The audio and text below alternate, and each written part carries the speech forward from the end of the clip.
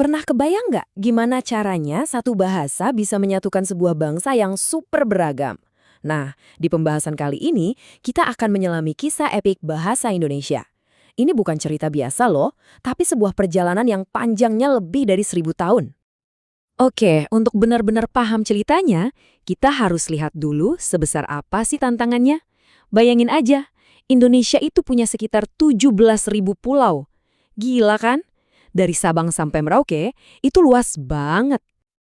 Dan masalahnya nggak cuma soal pulau. Di atas semua pulau itu ada, coba tebak, sekitar 800 bahasa daerah yang beda-beda. Masing-masing punya penutur dan budayanya sendiri. Kompleks banget. Jadi pertanyaannya balik lagi.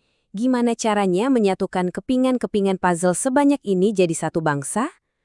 Nah, ternyata jawabannya ada di kekuatan sebuah bahasa.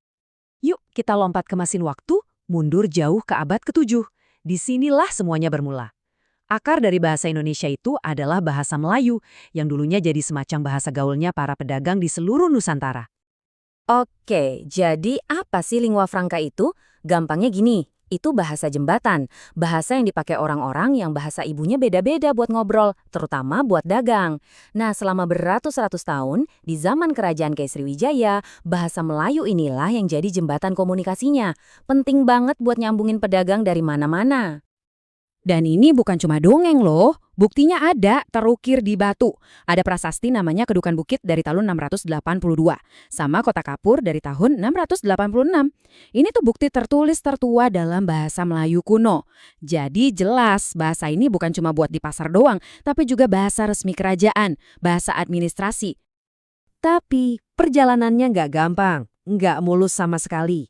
Waktu kerajaan-kerajaan besar mulai runtuh, pusat pengembangan bahasanya ini harus nomaden, pindah-pindah terus buat bertahan hidup dari serangan dan penjajahan. Coba deh lihat polanya, ini keren banget. Setiap kali satu kerajaan hancur, bahasanya nggak ikut mati, malah dia cari rumah baru. Sriwijaya runtuh, pusatnya geser ke Tumasik, sekarang Singapura. Tumasik jatuh, obornya pindah lagi ke Malaka. Malaka ditaklukkan Portugis, pindah lagi ke Johor Riau. Terus akhirnya sampai ke Riau Lingga. Ini cerita tentang daya tahan. Tiap kali diserang, bahasanya malah nemu tempat baru buat tumbuh. Nah, di rumah terakhir inilah, di Riau Lingga, muncul satu tokoh super penting. Orang yang bakal mengubah nasib bahasa ini selamanya. Namanya Raja Ali Haji. Di abad ke-19, beliau ini seorang cendekiawan yang mendedikasikan hidupnya buat mengupgrade bahasa Melayu. Dari yang tadinya cuma bahasa pergaulan, diubah jadi bahasa yang canggih, yang punya aturan baku. Hasil karyanya ini dikenal sebagai bahasa Melayu tinggi. Jadi, ini adalah upaya serius untuk merapikan bahasa. Dikasih tata bahasa yang jelas, ejaan yang konsisten, dan pilihan kata yang lebih halus. Tujuannya mengangkat derajatnya dari sekedar bahasa pasar jadi bahasanya para sastrawan dan kaum terpelajar. Dan warisannya itu luar biasa. Beliau nulis sekitar 13 karya besar. Ada Bustan Al-Katibin yang jadi semacam kitab suci tata bahasa waktu itu. Ada juga karya sastra kayak Gurindam 12 dan catatan sejarah Tuhfat Al-Nafis. Jadi Raja Ali Haji ini bukan cuma ahli bahasa ya, tapi dia itu arsitek kebudayaan. Oke, sekarang kita lompat lagi ke depan ke awal abad ke-20.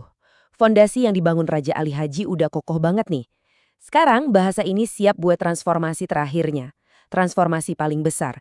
Jadi suara pemersatu sebuah bangsa yang lagi berjuang untuk lahir. Puncaknya ada di Kongres Pemuda pertama tahun 1926. Di sana ada seorang pemuda visioner namanya Muhammad Tabrani. Dia ngajuin ide yang waktu itu radikal banget. Dia bilang, jangan lagi kita sebut ini bahasa Melayu. Untuk bahasa persatuan kita, ayo kita kasih nama baru yang gagah. Bahasa Indonesia. Dan dari situlah sebuah ide jadi kenyataan. Langkah pertama, usulan Tabrani tanggal 2 Mei 1926. Langkah kedua, para tokoh pergerakan nasionalis setuju dan langsung jatuh cinta sama nama itu. Dan langkah ketiga, yang paling bersejarah, 28 Oktober 1928. Lewat Sumpah Pemuda, bahasa Indonesia resmi dideklarasikan sebagai bahasa persatuan. Momen inilah, momen kelahiran kembali bahasa ini sebagai simbol satu bangsa. Tapi ceritanya nggak selesai di situ. Jelas nggak?